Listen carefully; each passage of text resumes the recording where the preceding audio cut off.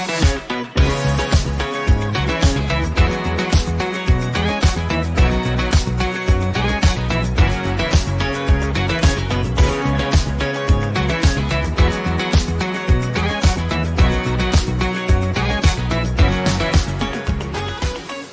teman-teman semua, kenalin aku David Azhari dari SEO Team Siam Labs.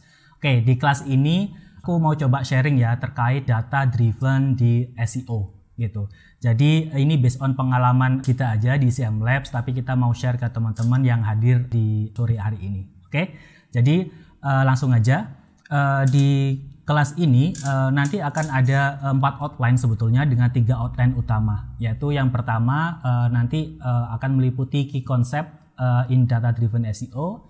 Terus kemudian nanti aku juga akan membahas terkait tools untuk yang digunakan di data driven biasanya. Terus kemudian ada case study juga khususnya untuk data driven di content performance analysis.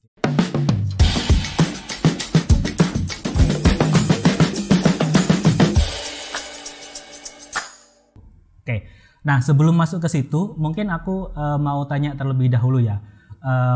Apakah kalian sebelumnya di SEO ataupun mungkin teman-teman yang sebelumnya tidak di bidang SEO atau di bidang SEO itu mengalami kayak kalian mengerjakan banyak hal tetapi resultnya itu dikit gitu atau impactnya itu kecil.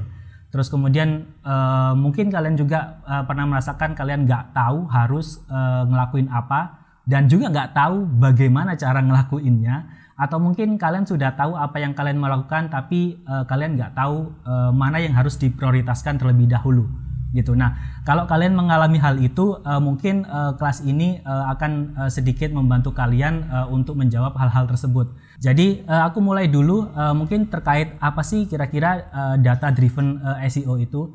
Jadi bahasa mudahnya data driven SEO itu kita pakai data apapun baik itu dari analitik atau data yang lainnya untuk dapetin insight. Kira-kira dari data tersebut apa sih insight-nya yang bisa kita ambil, data itu bisa kasih tahu kita harus ngapain sih, di part yang mana sih. Nah, itu kita bisa dapetin kalau kita bisa memahami data gitu. Jadi dari data itu juga itu bisa kasih tahu kalian as a marketer itu mana sih hal-hal yang relevan terkait audiens kalian, terus kemudian mana sih hal-hal yang efisien atau di part mana sih kalian harus improve, misalkan di SEO harus improve di rankingnya, terus kemudian di halaman mana yang biasanya dapetin organic traffic tinggi.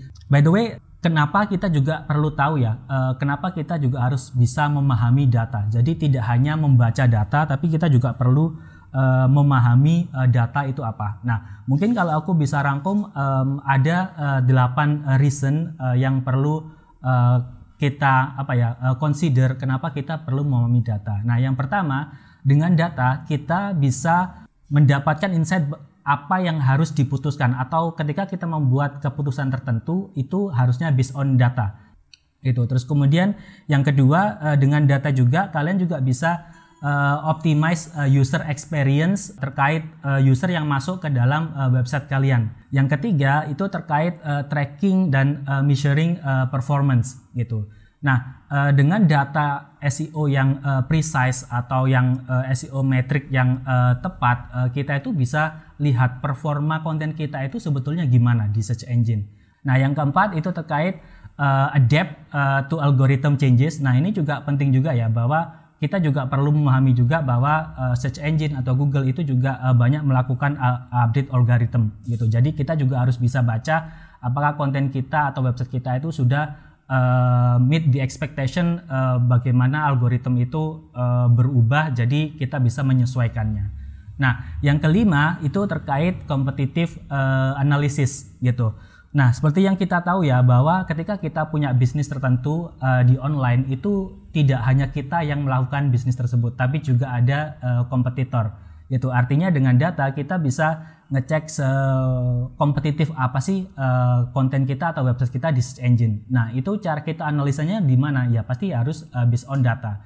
Oke, kita lanjut ke part selanjutnya. Nah, di sini aku juga coba berikan ya comparison antara tradisional sama data driven SEO gitu. Tentunya pastinya di luar sana juga ada banyak faktor atau aspek yang mungkin juga berbeda gitu. Tapi based on our experience, mungkin aspek-aspek ini yang juga playing role ya. Bagaimana misalkan di traditional SEO sama di data driven. Misal di aspek pertama itu terkait fokus keywordnya gitu. Kalau di traditional SEO mungkin kita hanya fokus pada primary keyword, terus kemudian ada basic on page element misalkan kayak meta tag atau content density dan sebagainya gitu. Tapi di data driven SEO itu harusnya lebih holistik lagi.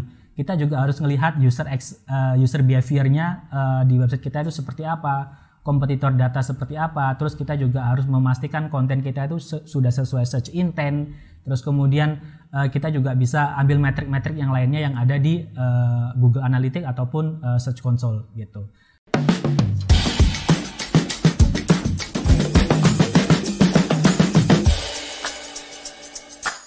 Oke, kita masuk ke section kedua terkait tools to use ketika kita mencoba untuk data driven di kerjaan SEO kita gitu.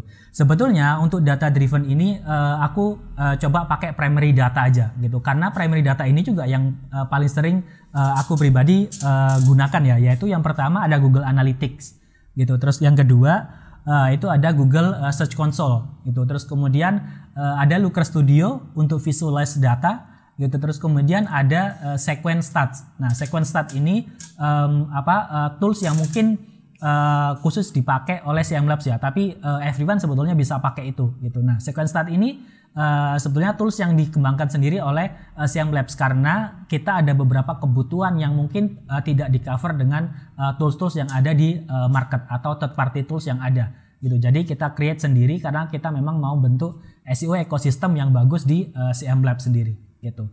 Oke, kita akan bahas satu persatu data-datanya itu seperti apa.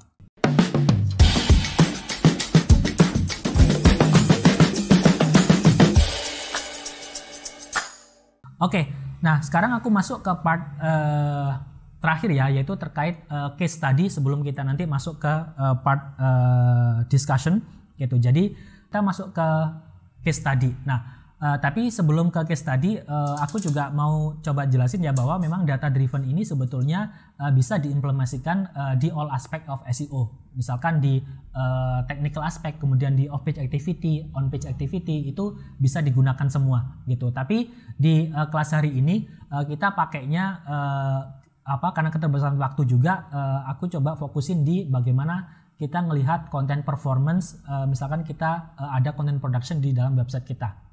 Oke, aku lanjut untuk case study selanjutnya, yaitu kita coba melakukannya dengan Sequence Stats dengan beberapa fitur yang ada di Sequence gitu. Nah, seperti yang aku bilang tadi, Sequence ini kita bisa nge-track ya keyword kita itu apa aja gitu. Nah, kalau di CM Labs kita itu selalu ada content production, dan setiap content production itu keywordnya itu pasti kita track gitu. Jadi bayangin aja misalkan ada klien kita yang productionnya setiap bulan itu 300 gitu. Jadi otomatis setiap bulan itu ada 300 keyword yang masuk untuk jadi track yang di track lagi gitu. Kenapa kita melakukan tracking keyword itu ya? Karena mungkin kalian juga paham ya, biasanya juga ada beberapa praktisi SEO yang menyarankan untuk tidak selalu berfokus kepada keyword. Nah, itu memang ada benernya, tapi kita juga perlu data keyword yang kita sasar itu bagaimana performanya gitu. Jadi nggak ada yang salah, mungkin kita bisa mengkombinasikannya untuk dapat data yang precise, yang bagus untuk analisa kita gitu. Nah, salah satunya kita pakai Sequence. Nah, di Sequence ini kita bisa nge-track nih data harian gitu. Jadi karena tadi seperti aku bilang, di Sequence ini tracking datanya itu per hari gitu. Jadi setiap hari itu datanya berubah gitu based on dari search engine result page-nya gitu. Nah, ini kita bisa lihat, kita juga bisa nge-filter kita mau ambil data berapa hari ke belakang gitu. Terus kemudian juga ada summary kita naiknya atau turunnya berapa setiap hari itu. Nah, terus kemudian selain itu juga kita bisa cek ada market share-nya. Nah, market share ini apa? Jadi misalkan nih di bulan Juni misalkan kita ada content production 50 nih. Berarti ada 50 keyword yang mungkin jadi primary keywordnya. Nah, itu juga kita track ya, market share keyword kita itu dengan content production yang kita lakukan, kita compare dengan kompetitor, itu kita dapat market share berapa gitu. Jadi hal-hal yang kita lakukan termasuk content production itu lebih precise lagi gitu. Nah itu bisa dilakukan di sequence start. Oke, nah selanjutnya misalkan di sequence start kita juga bisa cek leaderboard ya, atau search leaderboard gitu. Nah dari keyword-keyword yang kita track tadi itu kita bisa cek. Nah di search kompetitor kita itu ada di posisi mana? Secara brand position kita ada di mana? Apakah kita ada di nomor 1, nomor 2, nomor 3 dan seterusnya dari keyword-keyword yang kita track gitu. Jadi komparasinya atau head to headnya itu lebih apple to apple kayak gitu. Oke. Nah, hal yang lain yang bisa kita lakukan dengan sequence start adalah ini hal yang sering aku lakukan juga ya. Aku sering melakukan testing ya. Nah, ini berkaitan dengan search volume keyword. Nah, kadang kalau kita misalkan kita ambil salah satu contoh misalkan website baru ya. Nah website baru ini kadang kita kan kalau langsung compete dengan keyword yang volumenya tinggi terus competitionnya juga tinggi, itu kan kita nggak bisa berkompetisi di sana ya gitu. Sometimes itu berat dilakukan gitu. Jadi kita perlu testing gitu. Nah biasanya yang aku testing adalah misalkan aku punya content production 50 setiap bulan. Nah itu aku testing, coba aku alokasikan berapa keyword yang aku sasar untuk volume tinggi, berapa yang untuk volume medium, berapa yang untuk volume kecil gitu. Nah nanti di rentang waktu tertentu itu aku assess gitu. Misalkan nih ada 10 keyword yang tinggi yang aku sasarin di setiap di bulan sebelumnya. Nah dari 10 keyword itu berapa persen yang masuk misalkan ada di top 10 ataupun top 5 gitu. Nah misalkan cuma ada 2 keyword, 1 keyword, nah otomatis kita bisa dapetin berarti mungkin website kita masih belum mumpuni untuk berkompetisi di situ gitu. Jadi baiknya kita kompetisi di low volume atau long tail keyword, tapi yang volumenya juga nggak yang bagus lah hitungannya gitu, nggak kecil-kecil amat gitu. Nah itu juga bagian dari data insight yang kita lakukan gitu. Jadi strategi content production itu lebih terarah lagi gitu. Jadi nggak asal aja gitu. Atau bahkan kita cuma kompetitor ada keyword ini, oke kita coba ini. Kompetitor ada keyword ini, oke kita coba ini. Nah jadi nggak kayak gitu, tapi kita based on data. Itu akan lebih baik untuk strategi SEO kalian gitu. Oke, itu aja materi untuk data driven SEO dari aku. Semoga itu bisa ngasih kalian insight atau pandangan lain ya, bagaimana kita melakukan analisis data di SEO activity kita. Jadi kalau kalian ada pertanyaan, oke langsung aja di Q&A.